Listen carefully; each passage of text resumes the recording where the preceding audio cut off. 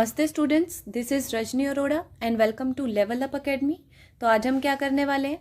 आज हम class 7th का ज्योग्राफी का चैप्टर 8 देखने वाले हैं और चैप्टर का नाम है human interaction, human environment interaction, the tropical and सब ट्रॉपिकल रीजन्स। ठीक है, तो कीवर्ड देखते हैं। सबसे पहला कीवर्ड है ट्रिब्यूटरीज। क्या होती हैं ट्रिब्यूटरीज?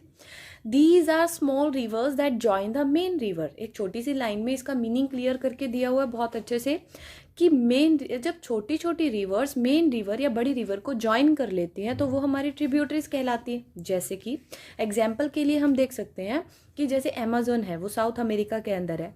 वो साउथ अमेरिका में कहाँ से फ्लो करती है? जो हमारी वेस्ट के माउंटेन्स है वहाँ से निकलती है। तो वहाँ पर क्या होता है, काफ़ी सारे रिवर्स निकलते हैं, लेकिन मेन रिवर अमेज़न है।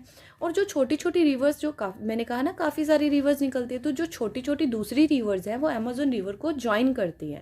तो वही हमारी क्या कहलाती हैं? ट्रिब्यूटरीज कहलाती हैं। ठीक है, नेक्स्ट ब्रोमलेट्स क्या होता है? ऐसे प्लांट्स जो कि दूसरे छोटे छोटे एनिमल्स को न्यूट्रिशन देने का काम करते हैं। देखो, bromeliads are special plant that store water in their leaves. मतलब ब्रोमलेट्स ऐसे स्पेशल प्लांट होते हैं जो अपनी लीव्स के अंदर पानी को स्टोर करके रख लेते हैं और फिर उसी पानी को दूसरे एनिमल जैसे कि फ्रॉग, वो उसी पानी को यूज़ करते हैं अपने अंडे देने के लिए या अंडे रखने के लिए। ठीक है।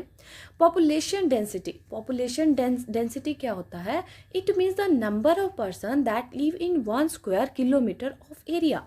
कि 1 स्क्वायर किलोमीटर एरिया के अंदर जितने लोग रहते हैं उसे ही हम पॉपुलेशन डेंसिटी बोलते हैं। जैसे अगर हम एग्जाम्पल के लिए देखें, the population density of Uttarakhand is 189 while the population density of West Bengal is 1029। ठीक है। स्लैश एंड बर्न एग्रीकल्चर या farming, slash and burn agriculture को हम शिफ्टिंग एग्रीकल्चर भी बोलते हैं। Where the natural vegetation is cut down. ध्यान से एक छोटी छोटी लाइन को पढ़ना है। Natural vegetation is cut down and burnt. मतलब क्या है? जो वहाँ की नेचुरल वेजिटेशन है उसको पहले काट दिया जाता है, फिर उसको जला दिया जाता है as method of clearing the land for cultivation. क्यों? ताकि जो लैंड है वो कल्टीवेशन के लिए क्लियर की जा सके। और फिर क्या किया जाता है? जब प्लॉट जो है इनफर्टाइल हो जाता है, वहाँ पर एग्रीकल्चर करते रहते हैं तो उसकी फर्टिलिटी ख़त्म हो जाती है लैंड की, तो इनफर्टाइल हो जाता है। The farmer moves to new plot. ठीक है, तो फार्मर जो है वो दूसरे प्लाट पे चल जाते हैं और सेम थिंग दोबारा करते हैं। एक बार और बता देती हूँ, स्लैश एंड बर्न एग्रीकल्चर सुनिए। स्लैश एंड बर्न एग्रीकल्चर को शिफ्टिंग एग्रीकल्चर भी बोलते हैं, जहाँ पर जैसे लोग ना बहुत डेंसली फॉरेस्टेड एरिया के अंदर रहते हैं, बहुत ज़्यादा घने जंगल हैं, बहुत ज़्यादा फॉरेस्ट है, बहुत ज़्यादा पेड़ है वहाँ पर। तो पेड़ों को ना एक प्लाट लेते हैं, मतलब प्लॉट देखते हैं, उसमें पेड़ों को कट करके वहाँ पेड़ों को जला देते हैं, वहाँ के बुशेस जो होती हैं उनको जला देते हैं ताकि उस प्लाट को क्लियर किया जा सके, ताकि उस पर एग्रीकल्चर किया जा सके, कल्टिवेशन किया जा सके। और उसको क्लियर करने के बाद क्या करते हैं? जलाने के बाद उसमें उसकी जो खाद है, उसकी जो एशिज है उसको न्यूट्रिएंट खाद के साथ मिक्स करते हैं और कल्टीवेशन करते हैं वहाँ पर। और जैसे ही लैंड की फर्टिलिटी ख़त्म हो जाती है तो दूसरे प्लॉट पर जाते हैं, इसी तरह से पेड़ों को काटते हैं, जलाते हैं, फिर उनके एशिज को खाद के साथ मिक्स करते हैं, तो दोबारा से वही प्रोसेस करते हैं। तो वही हमारा slash and burn. Shifting agriculture इसलिए कह रहे हैं क्योंकि एक प्लॉट से दूसरे प्लॉट पर शिफ्ट होकर एग्रीकल्चर करते हैं। ठीक है, तो ये थे हमारे कुछ कीवर्ड्स। अब हम देख लेते हैं, एक्सरसाइज देख लेते हैं ज़रा। देखिए, name the continents in which the Amazon basin is located. कौन सा कंटिनेंट है जहाँ पर अमेज़न बेसिन है? South America. Next, what are the crops grown by the people of Amazon basin. कौन सी क्रॉप्स ग्रो की जाती है वहाँ पर? तो क्रॉप्स ग्रो की जाती है टोपिएको। ठीक है।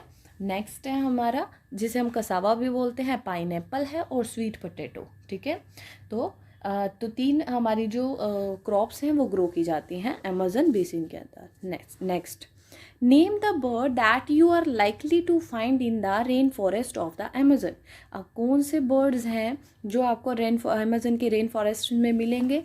The birds that are likely to found in the rain forest of Amazon are, कौन से बर्ड्स हैं? एक तो है टुकन, एक है humming birds and birds of paradise with their brilliantly coloured plumage. ठीक है, देखो ये जो 3 बर्ड्स हैं ये तो आपको मोस्टली मिलेंगे ही मिलेंगे। टुकन मिलेगा एक आपको, हमिंग बर्ड जैसे चिड़िया वगैरह, और बर्ड ऑफ पैराडाइज बहुत ही कलरफुल बर्ड होता है ये, जहाँ जो आपको अमेज़न के रेन फॉरेस्ट में मिलेगा। Next, what are the major cities located in the river on the river Ganga? कौन सी मेजर सिटीज़ हैं जो कि लोकेटेड हैं गंगा के पास? रिवर गंगा आर इलाहाबाद, सबसे पहले इलाहाबाद, कानपुर, वाराणसी, लखनऊ, पटना एंड कोलकाता, ठीक है। नेक्स्ट है, where is the one horn rhinoceros found? One horn rhinoceros is found in the Brahmaputra plain, ठीक है। Tick the correct answer. अब करेक्ट आंसर ये 3 ऑप्शंस दिए होंगे, उसमें से बताना है, लेकिन मैंने डायरेक्ट लिखा हुआ है तो एक बार देख लीजिए, ठीक है। Toucan are a type of dash. Toucan जो है वो क्या है? एक तरह का बर्ड है। देखिए नेक्स्ट, देखिए maniac. Maniac is the staple food of कहाँ का स्टेपल फूड है? ये अमेजन का स्टेपल फूड है, ठीक है। Kolkata is located on the river. कौन सी रिवर पर लोकेटेड है कोलकाता? हुगली। देखिए यहाँ पर डिओडर एंड फिर ज़्यादा टाइप ऑफ डैश। डिओडर एंड फिर ज़्यादा टाइप ऑफ कॉनिफरस ट्रीज। इसके बारे में हम नेचुरल वेजिटेशन कॉनिफरस ट्रीज को बहुत अच्छे से पढ़ चुके हैं हम नेचुरल वेजिटेशन में, तो वो चैप्टर देख लीजिएगा।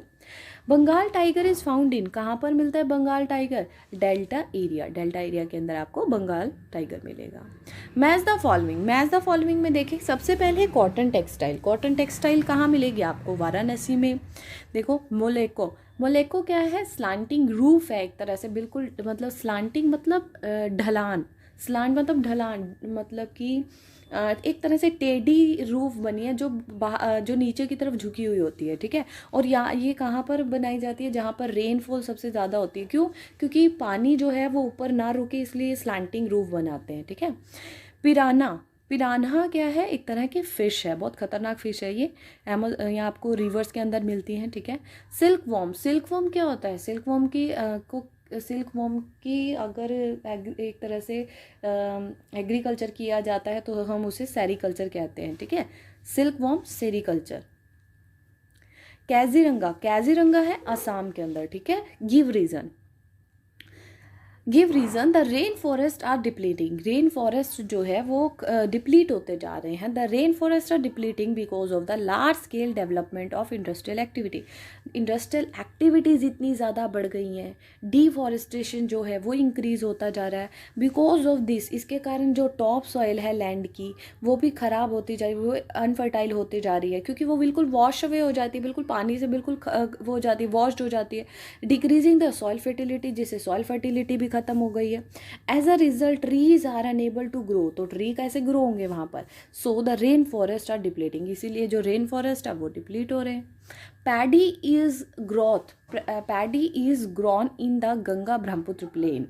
तो गिव रीजन देना। Paddy is grown in the Ganga Brahmaputra plain because the cultivation of paddy requires sufficient water. क्योंकि पैडी के लिए तो हमें बहुत ज़्यादा पानी चाहिए, ठीक है। और ये उन्हीं एरिया में ग्रो किया जाएगा जहाँ पर पानी ज़्यादा होगा, ठीक है। इसीलिए गंगा ब्रह्मपुत्र प्लेन में ग्रो किया जाता है। The place where a river flows into another water body is called. एक ऐसा प्लेस जहाँ पे रिवर जो है दूसरी वाटर बॉडी में फ्लो करती है उसे क्या कहते हैं? रिवर्स माउथ बोलते हैं, ठीक है। How is the climate of the Amazon being characterized? तो कैसे करेक्टराइज करेंगे? कैसा क्लाइमेट है? By hot and wet. अब हॉट क्यों है? मैंने बताया था आप लोगों को लेसन के अंदर।